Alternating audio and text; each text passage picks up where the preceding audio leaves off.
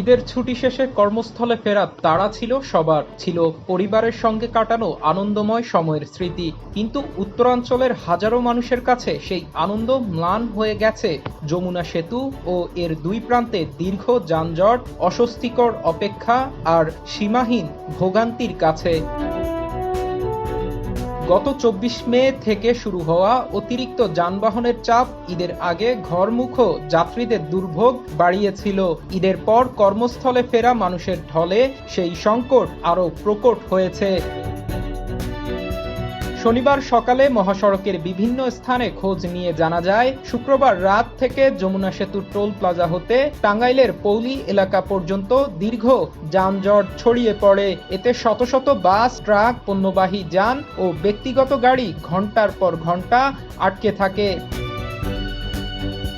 দীর্ঘ সময় যানজটে আটকে থাকায় যাত্রীদের চরম দুর্ভোগে পড়তে হয়। বিশেষ করে নারী, শিশু ও বয়স্ক যাত্রীরা গরমে ভোগান্তিতে পড়েন। এদিকে যানজট নিরসনে হাইওয়ে পুলিশ কাজ করছে বলে জানিয়েছে কর্তৃপক্ষ। যমুনা সেতু এলাকায় বিকল হওয়া যানবাহন সরিয়ে নেওয়া এবং যান চলাচল স্বাভাবিক করতে পুলিশ কাজ করছে। দ্রুত পরিস্থিতির উন্নতি হবে বলে আশা করা হচ্ছে। পুলিশ ও স্থানীয় সূত্র জানায়, ঈদ পরবর্তী কর্মস্থলমুখী মানুষের চাপ এবং উত্তরাঞ্চলগামী যানবাহনের সংখ্যা বেড়ে যাওয়ায় মহাসড়কে যান চলাচলে অতিরিক্ত চাপ তৈরি হয়েছে। এর মধ্যে কয়েকটি যানবাহন বিকল হয়ে পড়ায় পরিস্থিতি আরও জটিল হয়ে ওঠে।